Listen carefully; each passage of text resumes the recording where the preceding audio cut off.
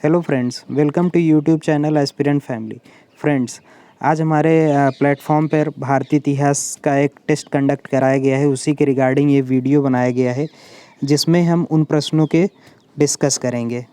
तो आइए स्टार्ट करते हैं। पहला प्रश्न है हमारा, प्राचीन भारत की निम्नलिखित पुस्तकों में किस एक में शुंग राजवंश के संस्थापक की पुत्र की प्रेम कहानी है? शुंग राजवंश के संस्थापक की प्रेम कहानी है। जो चार ऑप्शन दिए गए हैं उसमें है स्वप्नवासदत्ता, मालविकाग्निमित्रम, मेघदूत और रत्नावली। देखिए, शुंग राजवंश का संस्थापक कौन था? शुंग राजवंश का संस्थापक पुष्यमित्र शुंग था और उसका पुत्र था अग्निमित्र। और इन्हीं के राजवंश की एक नर्तकी थी जिसका नाम मालविका था। मालविका और अग्निमित्र की कहानी का इनकी प्रेम कहानी का वर्णन मालविकाग्निमित्रम पुस्तक में किया गया है, जिसके रचयिता कौन हैं? जिसके रचयिता कालिदास हैं। इस प्रकार इस प्रश्न का सही उत्तर क्या है? Option B, Malavikagnimitram. बढ़ते हैं अगले सवाल की तरफ। अगला सवाल है हमारा, पुरातात्विक अवशेषों के अध्ययन के संदर्भ में निम्नलिखित में कौन सा कथन असत्य है? असत्य पूछ रहा है। इसमें कथन ए, बी और डी ये सत्य हैं। ऑप्शन सी गलत है। क्यों गलत है? क्या कह रहा है इसमें? प्राचीन भारत में कागज़ की मुद्रा का प्रचलन था। कागज़ की मुद्रा का प्रचलन नहीं था बल्कि धातु की मुद्राओं का प्रचलन था, इसलिए ऑप्शन सी गलत है। ऑप्शन सी गलत हो जाएगा। तो सही उत्तर ऑप्शन सी है। बढ़ते हैं तीसरे प्रश्न की तरफ। तीसरा प्रश्न है हमारा, तीसरा प्रश्न ये कह रहा है, प्राचीन भारत के आर्थिक प्रणाली से संबंधित निम्नलिखित युग्म में कौन सा एक सुमेलित नहीं है? कौन सा एक सुमेलित नहीं है? तो जो चार ऑप्शन दिए गए हैं उसमें है हिरण्य। हिरण्य क्या था? मौर्य काल में लिया जाने वाला एक नगद कर था। दिनार क्या था? दिनार जो है गुप्तकालीन स्वर्ण मुद्रा थी। Option D mask. मासक क्या था? मौर्यकालीन तांबे का सिक्का था। अब ऑप्शन सी में क्या दिक्कत है? ऑप्शन सी में दिया है उद्रंग गुप्तकालीन सिंचाई कर। देखिए, उद्रंग गुप्तकालीन सिंचाई कर नहीं था बल्कि उद्रंग क्या था? गुप्तकालीन भूमि कर था। सिंचाई कर नहीं बल्कि भूमि कर है, इसलिए ऑप्शन सी सही हो जाएगा। ये सुमेलित नहीं है। बढ़ते हैं चौथे प्रश्न की तरफ। चौथा प्रश्न है हमारा, चौथा प्रश्न, जैन धर्म से संबंधित निम्नलिखित कथनों पर विचार कीजिए। जो तीन कथन दिए गए हैं आइए देखते हैं। तीन कथन, जैन धर्म में देवताओं के अस्तित्व को स्वीकार किया गया है। जी बिल्कुल स्वीकार किया गया है देवताओं के अस्तित्व को। दूसरा कथन कह रहा है बौद्ध धर्म के विपरीत जैन धर्म में वर्ण व्यवस्था की आलोचना नहीं करता। ये कथन भी सही है। बौद्ध धर्म जो है वर्ण व्यवस्था की आलोचना करता है, बल्कि जैन धर्म वर्ण व्यवस्था की आलोचना नहीं करता। तीसरा कथन कह रहा है ऋषभ देव के सम्मान में श्रवणबेलगोला में गोमतेश्वर की प्रतिमा का निर्माण किया गया। ये कथन गलत है। क्यों गलत है? ऋषभ देव के सम्मान में श्रवणबेलगोला में गोमतेश्वर की प्रतिमा का निर्माण नहीं किया गया है, बल्कि ऋषभ देव के पुत्र बाहुबली के सम्मान में ये गोमतेश्वर की प्रतिमा का निर्माण किया गया है। किसने बनवाया था? चामुंडराय ने यह प्रतिमा का निर्माण करवाया था बाहुबली के सम्मान में, जबकि प्रश्न में दिया है ऋषभ देव के सम्मान में, इसलिए ये कथन गलत हो जाएगा। तो सही उत्तर क्या हो जाएगा? कथन 1 एवं 2 सही है। तो ऑप्शन बी, ऑप्शन बी इसका सही उत्तर है। बढ़ते हैं अगले प्रश्न की तरफ। अगला प्रश्न है हमारा, ऋग्वेद के संबंध में निम्नलिखित कथनों में कौन सा सही है? पहला कथन है यह सबसे पहला वेद है। सही बात है, यह सबसे पहला वेद है। दूसरे कथन में कह रहा है इसमें पहला और 10वां मंडल सबसे बाद में जोड़े गए हैं। यह भी सही है। तीसरा कथन कह रहा है ऋग्वेद की अनेक बातें ईरानी ग्रंथ अवेस्ता से मिलती हैं। ये भी कथन सही है, अर्थात इसमें तीनों सही है। तो सही उत्तर क्या हो जाएगा? Option D. ऑप्शन डी इसका सही उत्तर है। ऑप्शन डी इसका सही उत्तर है। बढ़ते हैं चौथे प्रश्न की तरफ। चौथा प्रश्न कह रहा है महाजनपदों के संदर्भ में निम्नलिखित युग्मों पर विचार कीजिए। एक तरफ महाजनपद दिया है और दूसरी तरफ उनकी राजधानियाँ दी गई हैं। पहले में कह रहा है अंग की राजधानी उज्जैन, दूसरे में कह रहा है मगध की राजधानी राजगिरी, तीसरे में कह रहा है कौशल की राजधानी श्रावस्ती, चौथे में कह रहा है वत्स की राजधानी कौशाम्बी। देखिए 2, 3, 4 तो सही है, पहला गलत है। अंग की राजधानी उज्जैन नहीं बल्कि अंग की राजधानी चंपा है। अंग की राजधानी चंपा है। उज्जैन किसकी राजधानी थी? आप लोग कमेंट में बताइएगा। फिर तो इसका सही उत्तर क्या हो जाएगा? सही उत्तर 2, 3 एवं 4 सही है। तो ये किस ऑप्शन में है?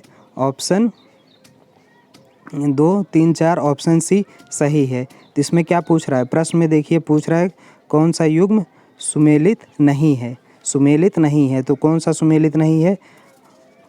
सुमेलित नहीं है, कथन एक सुमेलित नहीं है, इसलिए ऑप्शन कौन सा सही हो जाएगा इसका? Option A. ऑप्शन ए सही उत्तर है। 5वें प्रश्न की तरफ बढ़ते हैं। 5वां प्रश्न देखिए कह रहा है निम्नलिखित युग्मों पर विचार कीजिए। एक तरफ दर्शन की बात है और दूसरी तरफ उनके प्रणेता की बात की कर रहा है। सांख्य दर्शन के प्रणेता कौन थे? सांख्य दर्शन के प्रणेता कपिल हैं, ये सही है। न्याय दर्शन के प्रणेता देखिए पतंजलि नहीं बल्कि गौतम है। और योग दर्शन के प्रणेता कौन है? गौतम नहीं बल्कि पतंजलि है, इसलिए ये दोनों गलत हो जाएगा। इसमें कह रहा है कौन सा सही सुमेलित है? सुमेलित कौन सा हो जाएगा? सुमेलित केवल एक हो जाएगा। तो इसका सही उत्तर कौन सा है? हो जाएगा ऑप्शन ए। ऑप्शन ए सही उत्तर हो जाएगा। अगला सवाल है। अगला सवाल क्या कह रहा है? भारत में स्वर्ण मुद्रा के प्रचलन से संबंधित निम्नलिखित कथनों पर विचार कीजिए। पहला कथन है भारत में सर्वप्रथम स्वर्ण सिक्के जारी करने का श्रेय कुषाण शासकों को जाता है। देखिए भारत में स्वर्ण सिक्के जारी करने का कुषाण शासकों को नहीं बल्कि हिंद यवन शासकों को जाता है। हिंद इंडो ग्रीकों को जाता है, हिंद यवन शासकों को जाता है, ना कि कुषाण शासकों को। इसलिए कथन एक गलत हो जाएगा। कथन 2 में क्या कह रहा है? नियमित रूप से स्वर्ण सिक्के का प्रचलन गुप्त शासकों के समय में हुआ। नियमित रूप से स्वर्ण सिक्कों का प्रचलन गुप्त शासकों के काल में नहीं बल्कि कुषाणों के काल में हुआ, इसलिए ऑप्शन बी दूसरा भी गलत हो जाएगा। कथन दूसरा भी गलत हो जाएगा। कथन तीसरे में क्या कह रहा है? सर्वप्रथम इंडो ग्रीक शासकों ने ही लेख वाले सिक्के अर्थात मुद्रा लेख जारी किए। सर्वप्रथम इंडो ग्रीक शासकों ने ही लेख वाले सिक्के जारी किए। ये कथन बिल्कुल सही है। तो ये कथन बिल्कुल सही है। कथन 1 और 2 गलत है। तो सही उत्तर क्या हो जाएगा? सही उत्तर केवल 3 अर्थात ऑप्शन बी। ऑप्शन बी सही हो जाएगा। अब बढ़ते हैं अगले प्रश्न की तरफ। अगला प्रश्न है हमारा 7वां प्रश्न है हमारा, निम्नलिखित में किस एक अभिलेख में अशोक के नामों का उल्लेख किया गया है?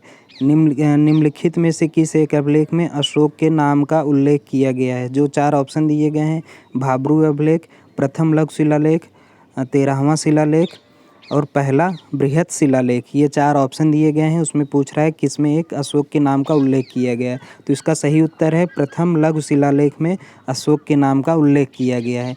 प्रथम लघु शिलालेख जो थे ये कर्नाटक में और मध्य प्रदेश में पाए गए हैं। कर्नाटक में मस्की, नेत्तूर और उदयगोलम में, जबकि मध्य प्रदेश के गुर्जरा में ये पाया गया है। ये 4 लघु शिलालेखों में अशोक के नाम का उल्लेख है, इसलिए इसका सही उत्तर कौन सा हो जाएगा? इसका सही उत्तर ऑप्शन बी। ऑप्शन बी इसका सही उत्तर है। फिर बढ़ते हैं अगले प्रश्न की तरफ। अगला प्रश्न है हमारा, बौद्ध धर्म के संस्थापक गौतम बुद्ध के विषय में निम्नलिखित कथनों पर विचार कीजिए। पहला कथन है उन्होंने अपना प्रथम उपदेश सारनाथ वाराणसी में दिया, बिल्कुल सही है। दूसरा कथन है उन्होंने आत्मा एवं ब्रह्मा से संबंधित वाद विवादों में बढ़ चढ़कर हिस्सा लिया।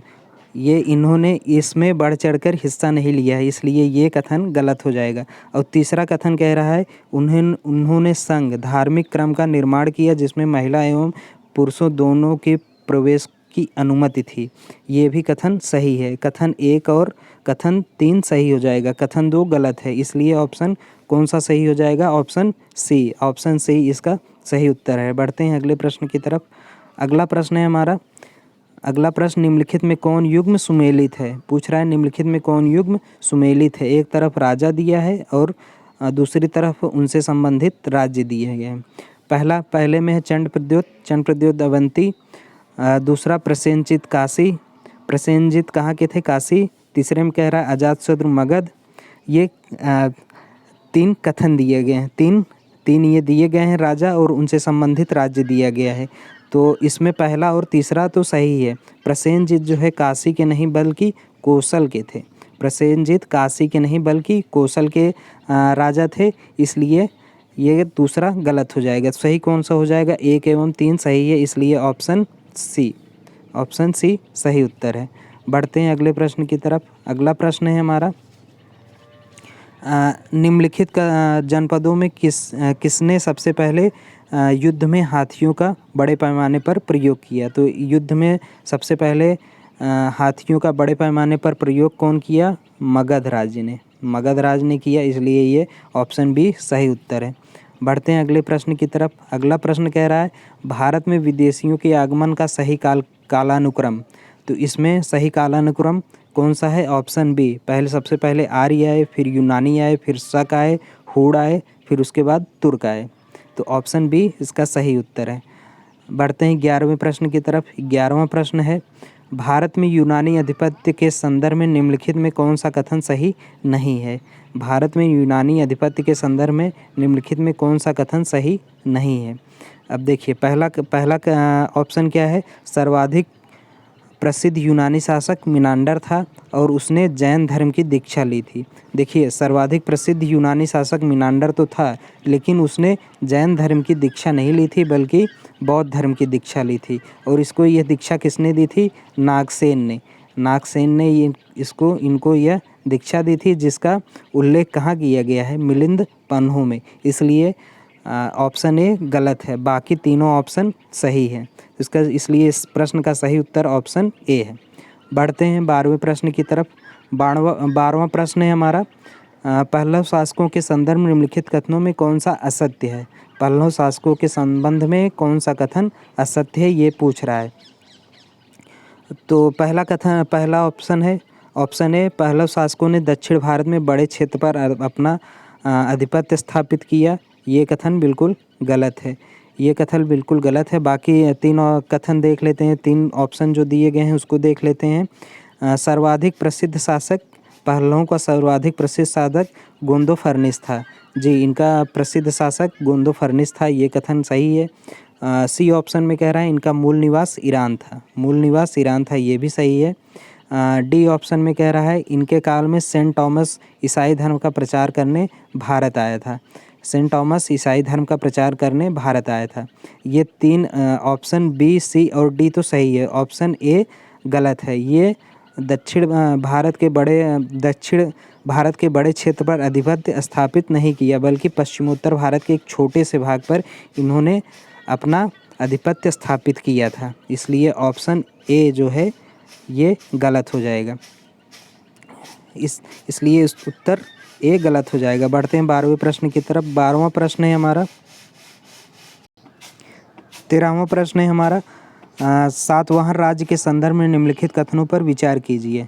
3 कथन दिए गए हैं। उसमें पहला कथन है इन लोगों ने कर्ण को पराजित कर मध्य भारत में सत्ता स्थापित की, सही है। दूसरा कथन है इनका राज्य उत्तरी महाराष्ट्र और ऊपरी गोदावरी घाटी में स्थापित हुआ, ये भी कथन सही है। तीसरा कथन है इनके सबसे बड़े प्रतिद्वंदी कर्ण में थे। इनके सबसे बड़े प्रतिद्वंदी कर्ण नहीं बल्कि शक थे, इसलिए कथन 3 गलत हो जाएगा।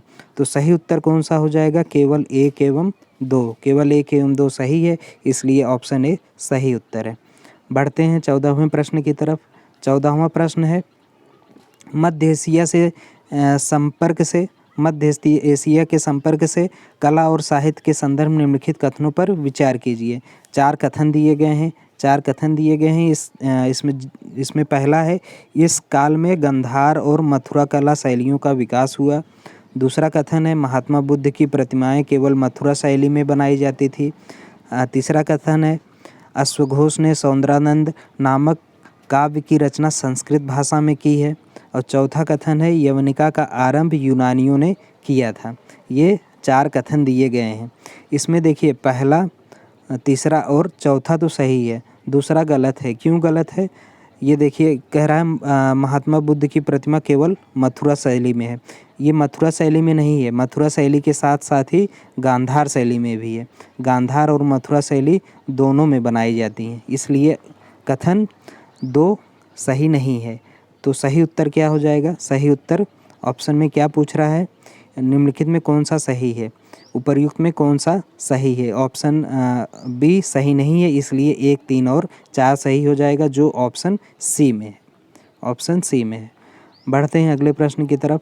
अगला प्रश्न है हमारा सम्राट हर्ष ने बौद्ध धार्मिक सम्मेलनों का आयोजन किस स्थान पर करवाया था? तो इसका आयोजन हर्ष ने कहाँ करवाया था? हर्ष ने इसका आयोजन कन्नौज और प्रयाग में करवाया था, इसलिए ऑप्शन बी सही उत्तर है। बढ़ते हैं अगले प्रश्न की तरफ। अगला प्रश्न है मध्यकालीन भारत में महत्तर व पट्टिकल पदनाम किनके लिए प्रयुक्त होते थे? महत्तर एवं पट्टिकल पदनाम किनके लिए प्रयुक्त होते थे? तो ये ग्राम मुखिया थे। ऑप्शन बी सही उत्तर है। बढ़ते हैं अगले प्रश्न की तरफ। अगला प्रश्न है निम्नलिखित में कौन से चीनी यात्री ने बौद्ध शिक्षा केंद्र नालंदा की यात्रा की? वेनसांग, इत्सिंग, फैयान, ये 3 दिए गए हैं, वेनसांग, इत्सिंग और फैयान।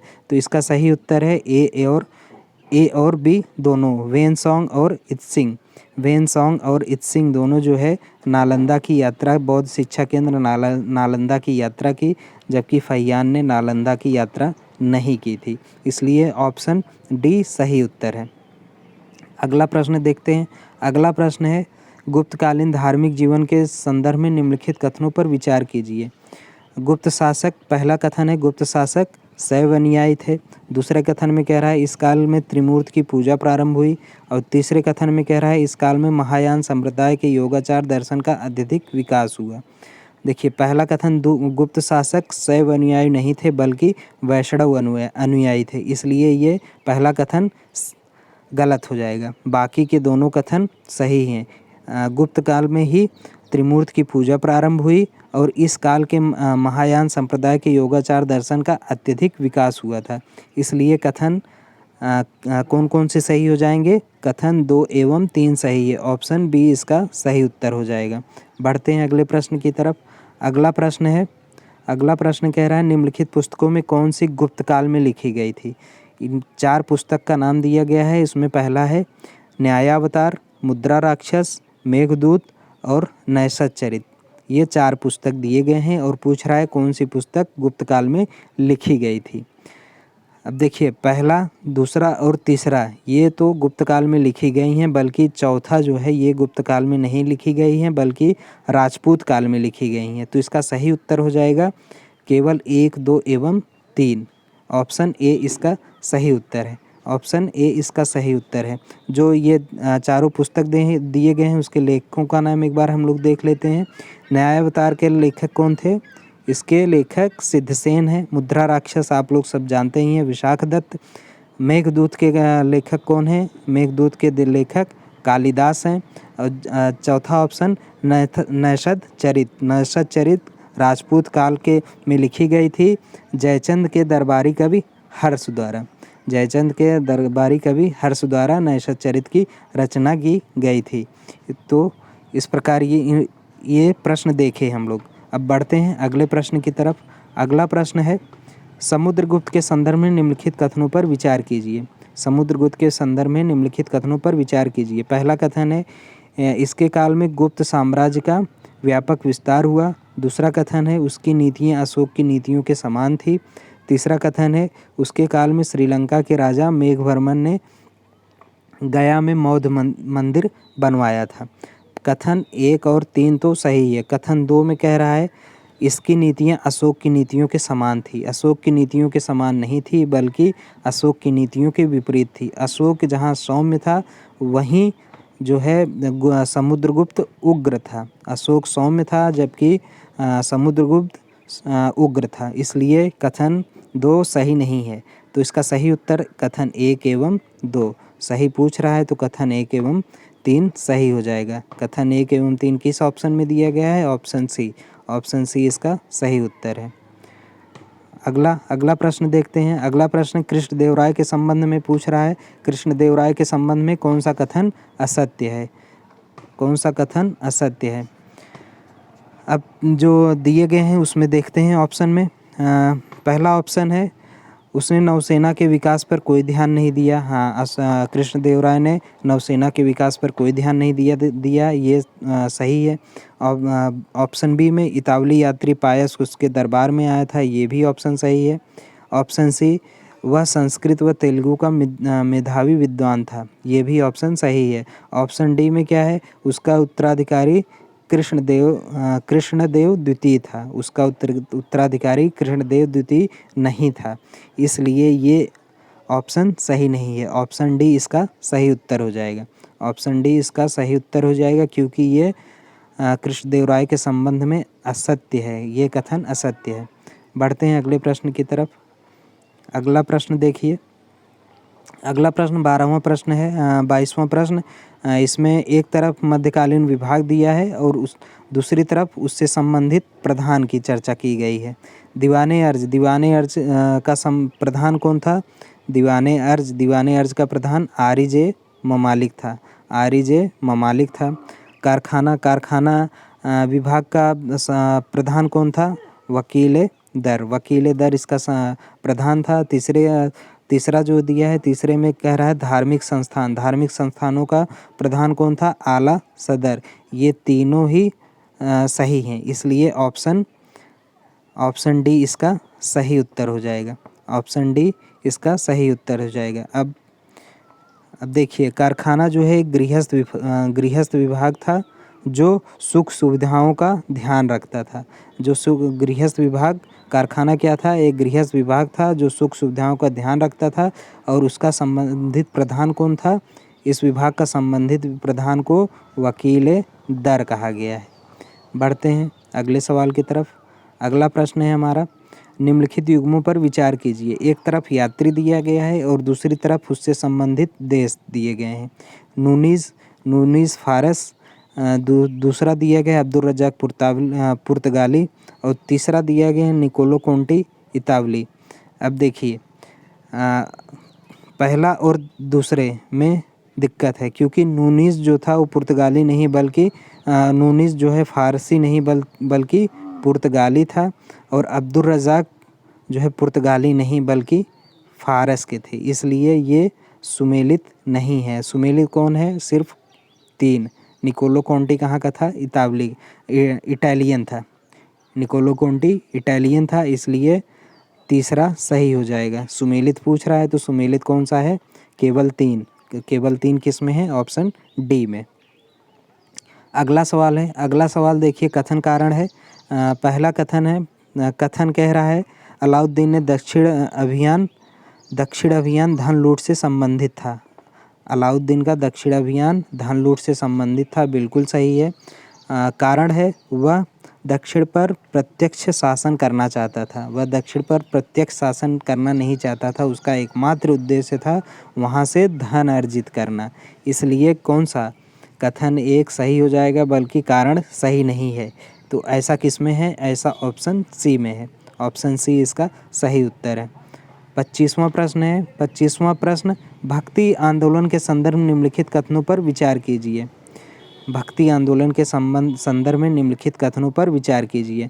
पहला कथन है कबीर और नानक ने ईश्वर भक्ति को मोक्ष का मार्ग माना। दूसरा कथन कह रहा है महाराष्ट्र में भक्ति आंदोलन को नामदेव ने लोकप्रिय बनाया।